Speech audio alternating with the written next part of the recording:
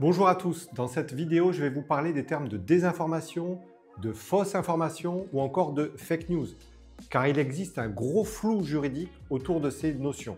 Or elles sont essentielles pour notre liberté d'expression. Les termes de désinformation sont très régulièrement employés dans les médias, mais qu'est-ce qui se cache derrière ces mots, ces qualifications? La désinformation est-elle une infraction qui vise à nous protéger contre des contenus dangereux par exemple, ou un instrument de censure? Il s'agit d'une question juridique extrêmement importante dont dépend notre liberté d'expression et donc notre démocratie. Ces termes autour de la désinformation ont été particulièrement utilisés lors de l'épidémie de Covid, parfois à juste titre, pour dénoncer de vraies fausses informations, mais aussi parfois de manière malhonnête pour censurer des informations ou des opinions justifiées. Malgré la fin de cette épidémie, les médias continuent d'utiliser les termes de fausses informations ou de désinformation, par exemple au sujet de la guerre en Ukraine, de l'euro numérique ou du Bitcoin. La désinformation est donc dénoncée comme s'il existait une infraction générale qui permettrait de la réprimer. Mais il n'existe pas d'infraction générale de désinformation. En France, il existe des infractions particulières comme le délit de fausses nouvelles qui trouble la paix publique ou celui de fausses nouvelles électorales. Mais ces délits ne renvoient pas à la notion de fausse information telle qu'on l'entend aujourd'hui. En revanche, il existe une loi de 2018 relative à la manipulation de l'information, laquelle fait référence à cette notion.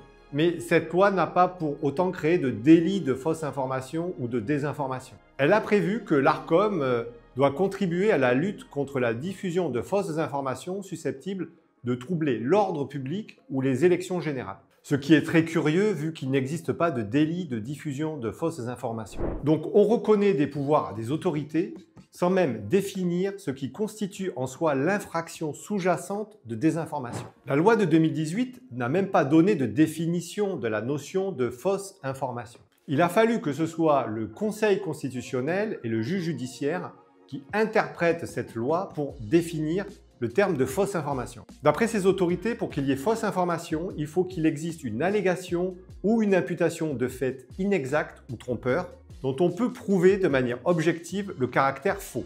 Il s'agit donc de faits complètement déconnectés de la réalité, comme le fait de dire par exemple que la Terre est plate ou que l'on peut se soigner du Covid en buvant de l'eau de Javel. Dans ce cas, nous sommes bien en présence de vraies fausses informations. Et il faut ici saluer le travail de ces juridictions qui ont permis de clarifier la notion de fausse information. Le Conseil constitutionnel ajoute que ne constituent pas de fausses informations les opinions, les parodies, les inexactitudes partielles ou les simples exagérations. Donc on voit bien que la définition de la fausse information est très limitée à ce qui est objectivement faux, alors qu'elle est souvent employée dans les médias de manière généralisée, exagérée. Ce qui en soi est contre-productif car cela génère au final une confusion entre ce qui est vrai et ce qui est faux. La loi de 2018 sur la manipulation de l'information précise que l'Arcom doit lutter contre la fausse information qui trouble l'ordre public ou les élections et non pas tout type de fausses informations. Le fait de dire que la Terre est plate n'est pas ainsi une fausse information au sens de la loi de 2018. En revanche, le fait de dire que l'eau de Javel permet de guérir du Covid en constitue certainement une.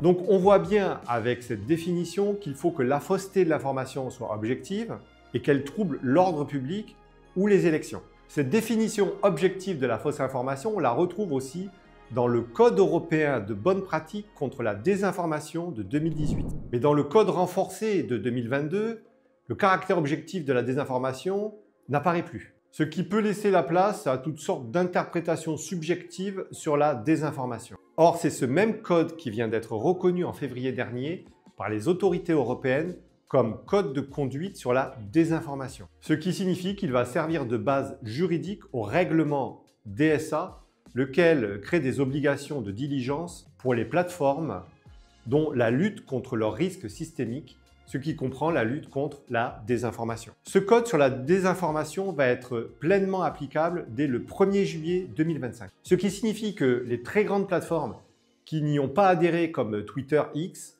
risquent fortement de se faire sanctionner par la Commission européenne. Mais ce qui est plus inquiétant encore, c'est que les signataires de ce code reconnaissent que la désinformation peut être licite. Et ils prévoient qu'il faut lutter contre cette désinformation en supprimant ou réduisant la visibilité des contenus, la suppression des publicités qui sont rattachées à ce contenu, la démonétisation de ces contenus, etc., etc.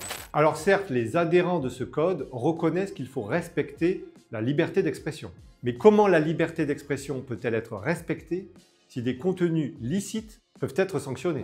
L'idée au travers de ce code est donc de lutter contre la propagation de la désinformation, même si son contenu est licite. Il y a donc un risque qu'au travers de ce code, les plateformes qui ont adhéré à ce code, comme Meta, TikTok ou Google, censurent des contenus licites et favorisent la seule propagation de contenus qu'ils jugent licites. Ce qui serait bien entendu très dangereux pour notre liberté d'expression et notre démocratie. Et vous, qu'en pensez-vous?